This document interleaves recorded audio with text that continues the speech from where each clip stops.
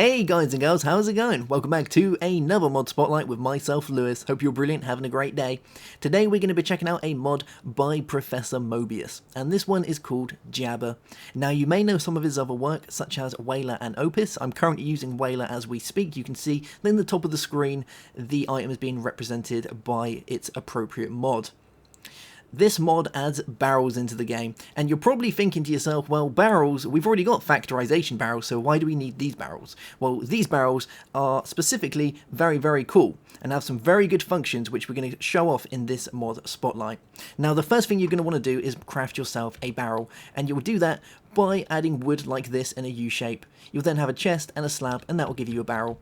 This barrel can hold 64 stacks. We can add items by right-clicking to throw a stack in. We can left-click to take a stack out, just like that. We can double right-click to put all of those items in your inventory into the barrel, like such, and we can shift left-click to take one item out at a time. Pretty good stuff. The contents of the barrel are represented at the top of the barrel as such. So you're probably thinking, well, regular barrels can do this as well, so what's so good about these barrels? Well, let me show you some of the funky features that these JABBA barrels add to your Minecraft experience. First up, we have inputs and outputs. Now, when you're talking about item storage, this is specifically very important. Now, generally you're going to be used to having barrels have an input at the top and an output at the bottom. But with the JABBA barrels, you can do that from any side you see fit. So you can see here in the middle we have a barrel filled with 64 stone. And on the outside we have barrels with nothing in them at all, but they've all been connected with these thermal expansion item ducts. Now if I was to go and tell these guys to all output at the same time, it's going to go ahead and split all of the items equally between the barrels into the outer barrels, just like that. Pretty funky stuff, loving it.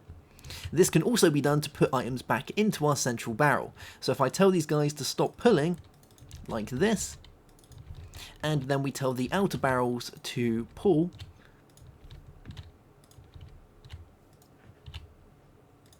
we can then go and see that all the items that we originally had in our central barrel are making their way back there from our outer barrels.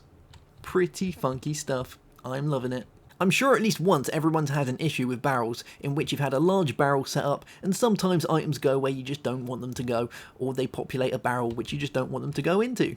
Well, with this, that is not a problem anymore. With these guys, you can lock them. So if we go up and we shift right click on this empty barrel, you can see that we now have locked it. We have the little padlock in the bottom right, which represents that this guy is locked. That means that any items traveling through the system will not be allowed to go into this barrel, which is pretty cool. So if we went ahead and locked this middle one, we throw some dirt in there and we allow it to travel freely between the network, it's going to miss this middle barrel and only go into the far left barrel, as this guy is locked and he's not taking any items from anywhere. Pretty cool stuff. But that's not it. If we wanted to go ahead and lock a barrel to a specific item only, we can still go ahead and do that. So if we throw a piece of stone in here like that, and we lock this barrel, that means this guy is only going to accept stone in our network. If we go ahead and also remove all of the stone from the barrel, it's still going to retain the stone picture on the front, which represents that that guy is only going to accept stone.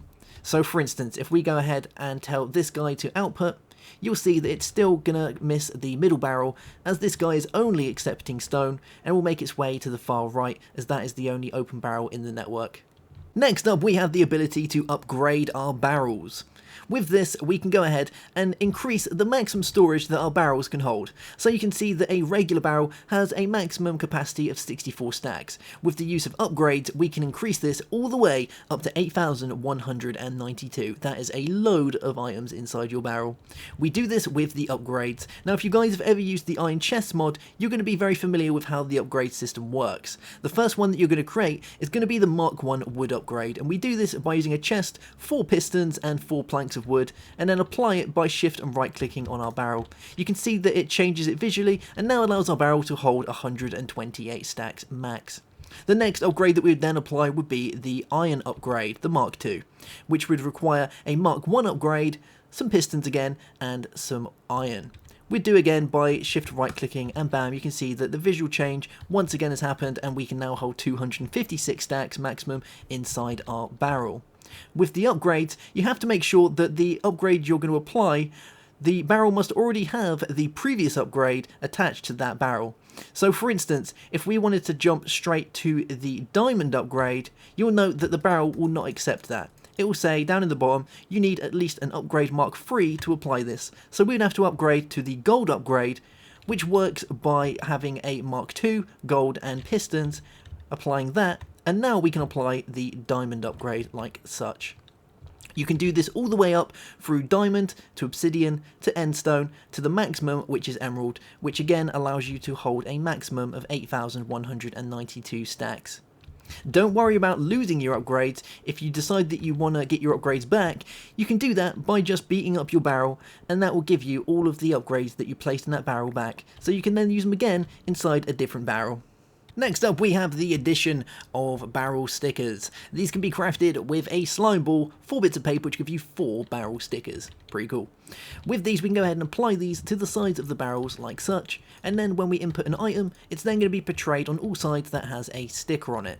This is very useful for if you're going to be having a large system in which you need to see the different sides of the barrel, or you just want the front face to be shown on all, which is kind of, you know, aesthetically pleasing. The one thing to note though is that once the barrel is destroyed, unlike the upgrades, you will not get back your barrel stickers, so only apply them to a barrel that you're definite you want those sides to be showing.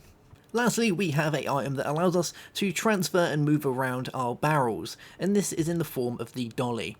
The Dolly is crafted with iron like this and a wooden plank, and with the Dolly we can go up to our barrels and we can right click to pick up our barrel, then right click again to put down your barrel. Just bear in mind while you're using the Dolly you have got slowness and mining fatigue on your player. There we go, putting back down our barrel. Pretty cool. Obviously when doing this it will retain the items inside the barrel, which is pretty cool. We can go ahead and place that absolutely anywhere, and this doesn't work with just barrels. For instance, if I was to throw down a chest and within that chest I place some stone, I can then go and pick up that chest and I can place that chest wherever I like. Very simple, very easy, very cool. The other thing that the dollies can be used for are certain IC2 items. So for instance, if we have an MFSU, we throw inside an energy crystal and we start filling up our MFSU, we can still go ahead and use our dolly to pick up the MFSU and place it back down in the world. And with that you can see that the amount of power that's in there is still going up and the energy crystal is still draining. If we was to take this out and once again pick it up and move it, you'll see that the MFSU has still retained its power, which is mighty handy when you don't want to go losing your IC2 items or you haven't got your wrench on you. Very cool indeed. This will also work with some other items. For instance, a applied energistics control box. We can move that around. Pretty cool. Build craft tanks. If we fill that with some liquid like such, we can then still go pick that up and place that anywhere in the world that we see fit. Very cool indeed. And lastly, before we wrap up this mod spotlight, there are a couple of other things that I want to go through with you guys. Firstly being that if you have any other type of input-output system that belongs to a particular mod on your Minecraft modded experience, whether it be Buildcraft, Thermal Expansion or Applied Energistics, you can go ahead and use those with these barrels and they'll function perfectly fine. Secondly, some items do not have a stack limit of 64. That's fine because these barrels will take that into account. These watering cans have a stack limit of 16. If we place them inside the barrel, you'll see that it will still retain that stack limit cap. As we add more, it's going to go up in increments of 16. Pretty cool. Third thing being that these guys also have a instant or dictionary converter built into them, which is very, very funky. You can see here that we have copper from forestry, Tinker's Construct, Industrial Craft, and Thermal Expansion. How this works is with the first type that you put in there, the rest will be instantly converted via the or dictionary into that. So we're going to go ahead and throw in the forestry type, then we'll throw in the Tinker's Construct type, we'll throw in the Industrial Craft 2, and lastly we'll throw in the Thermal Expansion. If we're to take all of this all out of the barrel, you're going to see that it's all been instantly converted to the forestry type. Very, very nice indeed. Alright guys, that is that for this mod spotlight. We've been looking at JABBA by ProfMobius. It is a very cool mod and I highly recommend that you go and check it out. If you want to do so, I'll put a link to his website in the description bar below. You can go and see all his mods there. Not just JABBA as well, there's some very funky stuff that he's come out with. There's Opus, which is a server maintenance mod that allows you to manage the operations and the stability of your server, which is very cool. And there is Whaler, which we're using here, which you can see in the top of the screen. Allows you to see what mod certain items belong to. Cool beans. Alright guys, I'll see you soon for another mod spotlight. Have yourself a great day, have a good one, and goodbye.